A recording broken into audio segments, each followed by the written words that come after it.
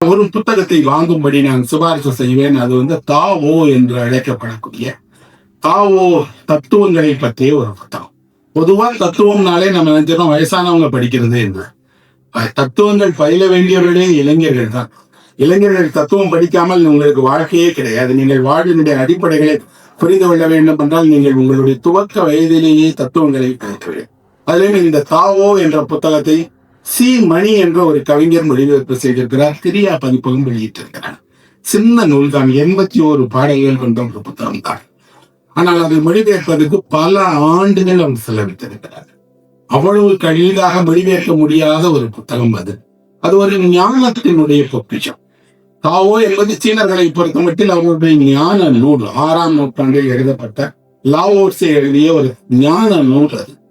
அப்படிப்பட்ட ஒரு 6ஆம் நூற்றாண்டு ஒரு ஞான நூல் தமிழ்ல எளிதாக வாசிப்பதற்கு கையடக்கமான சின்ன புத்தகமா இருக்கு. நிறைய மொழிபெயர்ப்புகள் இருக்கிறது. ஆனால் சீமணி மொழிபெயர்ப்பு ஏன் சிறப்பு என்று சொல்லுவேன் என்றால், அந்த ஞானத்தை தமிழில் தருவதற்கு தமிழுக்கேற்ற ஞான மொழியோடு அவர் தந்திருக்கிறார்.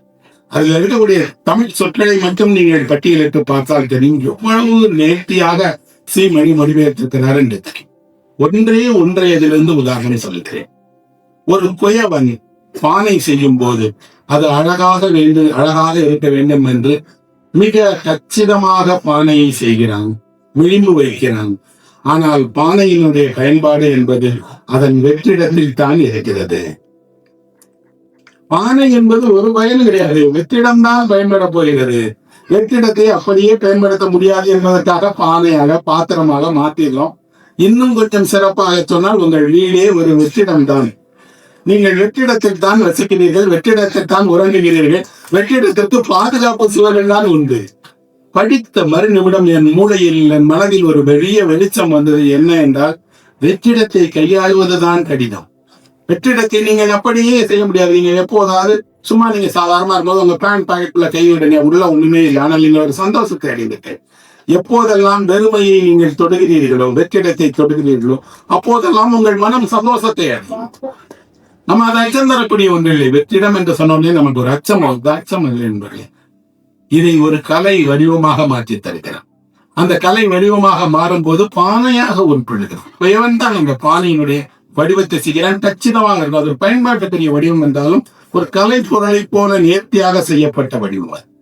ஆனால் பயன்பாடு பானையினுடைய இந்த வனத்தில் இல்லை, வடிவத்தில் இல்லை, வெற்றிடத்தில் இருக்கு. 6ஆம் நூற்றாண்டிலேயே ஒரு ஞானி சீனாவில் இப்படி எளிய மக்களுக்கு உபதேசம் செய்திருக்கிறார். இது மன்னர்களுக்கு அளிக்கப்பட்ட உபதேசம் அல்ல, எளிய மக்களுக்கு அளிக்கப்பட்ட உபதேசம். அவர் எல்லா பாடலுமே எளிமையான சிறு சிறு கன்னிகள். நமக்கு ஊர்ல நம்மகிட்ட அந்த மரபு இருக்கு. இந்த மாதிரியான கன்னிகளின் வழியாக ஞானத்தை சொல்ல வரும். அதில் அவர் இன்னொரு உதாரணத்தை சொல்லுகிறார். என்ன அப்படின்னா, மனிதன் விரைப்பாக இருக்கிறான், விரைப்பாக நடந்து விடுகிறான். விரைப்பாக இருக்கிற பொருட்கள் நீடித்து இருக்காது. லகுவாக இருக்கக்கூடிய பொருட்கள் நீடித்து இருக்கும். தண்ணீர் லகுவாக இருக்கிறது, தண்ணீர் ஈரத்தோடு இருக்கிறது, தண்ணீர் மிருதுவாக இருக்கிறது, நீண்ட நாள் இருக்கிறது. அப்படின்னா மனிதன் உயிரோடு இருக்கும் வரை இருக்கக்கூடிய விதைப்பை விட அவன் இறந்த பிறகு அவன் உடலில் இருக்கக்கூடிய விதைப்பை நீங்கள் தாங்க முடியாது. அப்போ வாழ்க்கையிலேயே எதற்காக நீங்கள் இவ்வளவு இலகுவாக இருக்க வேண்டிய நீங்கள் இவ்வளவு விரைப்பாக நடந்து கொள்கிறீர்கள்? உங்கள் அதிகாரம், உங்கள் படிப்பு, உங்கள் செல்வம், உங்களிடம் இருக்கக்கூடிய உங்களை பற்றி இருக்கக்கூடிய பெரிய கர்வம் எல்லாம் உங்களை விரைப்பாக மாற்றுகிறது. நான் பெரிய ஆளு அவசியம் அப்படியல்ல, விரைப்பான பொருட்கள் நீடிக்க. இப்போ ஒரு ஞான மொழி சீனா முழுவதும் வந்து, சீனால இருந்து ஜப்பானுக்கு போய் யூரோப்பாவுக்கு வந்து எத்தனை மொழிபெயர்ப்புகள் இருக்கிறது. தமிழில் ஒரு நல்ல மொழிபெயர்ப்பு கிடைக்கிறது என்றால் அந்த மொழிபெயர்ப்பை நீங்கள் வாங்கி படிப்பதோடு கொஞ்சம் கொஞ்சமாக நீங்கள் அதை உணர தொடங்கினீர்கள் என்றால் என்ன நடக்கும்? உங்கள் வாழ்க்கையில் ஒரு மாற்றம் உண்டாகும். நீங்கள் எதை துயரென நினைக்கிறீர்களோ அது துயரில்லை என்று உணர்கிறீர்கள். எந்த மகிழ்ச்சி பறிபோய்விட்டது என்று நினைப்பீர்களோ அந்த மகிழ்ச்சி உங்களிடம்தான் இருக்கிறது என்பதை நீங்கள் உணர்ந்தீர்கள். ஒரு சமநிலையை உருவாக்குவதுதான் அந்த தாவோனுடைய அடிப்படை. அது உங்கள் வாழ்க்கையை சமமாக பார்க்க செய்கிறது, சமமாக உணர்ச்சிகளை கையாள செல்கிறது, சமமாக இந்த வாழ்வை மதிப்பிட செய்கிறது என்றால் அது ஒரு ஞானம். அந்த ஞானம் தமிழுக்கு வந்திருக்கிறது. அப்ப எந்த மொழி யார் சொன்னது எல்லாம் கடந்து நம்மிடம் அந்த புத்தகம் வந்து சொன்னது. காஃப்கா என்ற ஒரு எழுத்தாளர் நவீன இலக்கியத்தில் அவர் ஒரு பெரிய மேதையாக கொண்டாடுகிறார். தமிழில் அவருடைய நிறைய புத்தகங்கள். அவருடைய ஒரு கதையை சொல்லி நேரம் கருதி என் உரையை ஒரு குளிர் பிரதேசத்தில் மிக கடுமையான குளிர் இருக்கக்கூடிய ஒரு இரவில் ஒரு மனிதன் குளிர் காய்வதற்கான நிலக்கரி இல்லாமல் கஷ்டப்படும். இங்கெல்லாம் என்ன பண்ணா நிலக்கரி அடுப்பு தான். நிலக்கரியை வாங்கிட்டு இருந்தா அந்த அடுப்புல போட்டீங்கன்னா கொஞ்சம் வெப்பம் இருக்கும், வீடெல்லாம் கதகதப்பாக இருக்கும். இவன் ஒரு ஏழை, இவனிடம் நிலக்கரி வாங்க காசு இல்லை. இருந்த நிலக்கரி துண்டுகளை எல்லாம் போட்டு கூட அவன் குளிர் காய்ஞ்சிட்டான். இப்ப எதுவுமே இல்லை.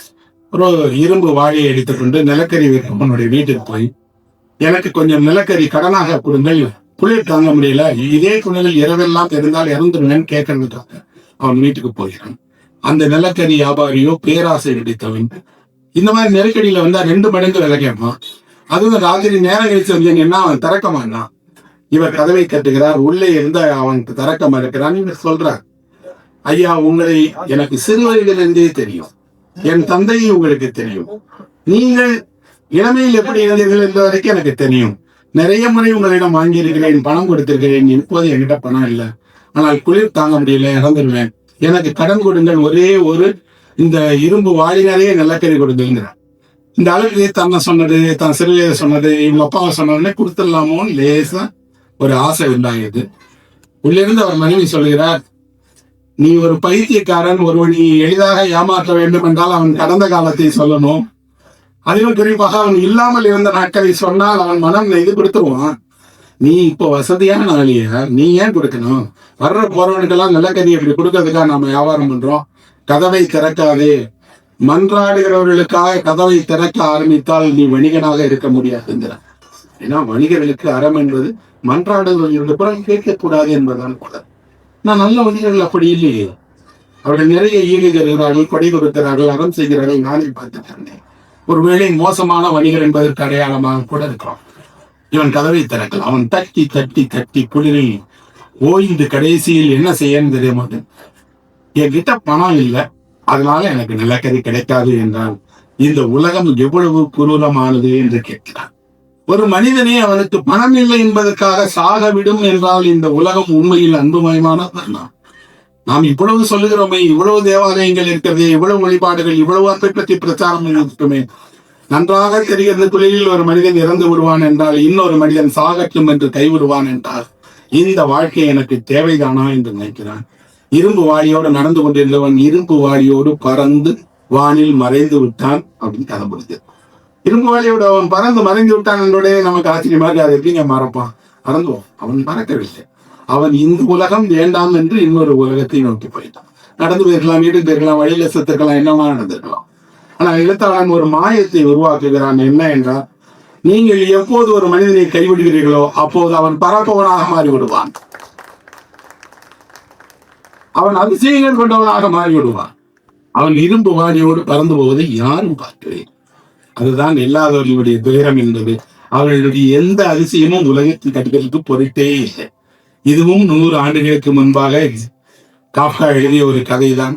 ஆனால் அந்த கதை இன்றைக்கும் எங்கோ ஒரு மூலையில் ஒரு வெளிச்சம் போல நமக்கு பொருந்துகிறது. என்ன என்றாவது இல்லாதவர்கள் உங்கள் கதவை தட்டி இப்படி ஒரு நெருக்கடியின் போது உதவி கேட்பார்கள் என்றால் ஒருபோதும் நீங்கள் கைவிட்டு விடாதீர்கள்.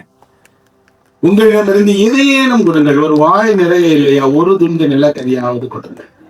இல்லாவிட்டால் திறந்து அந்த மனிதனோடு கொஞ்சம் உரையாடுங்கள். கணக்கின் அருகே உட்கார வையுங்கள். கொஞ்சம் ஒரு குவளை தேநீர் கொடுங்கள். அது போதும் நீங்கள் மனிதர்கள் என்பதற்கு அடையாளம்.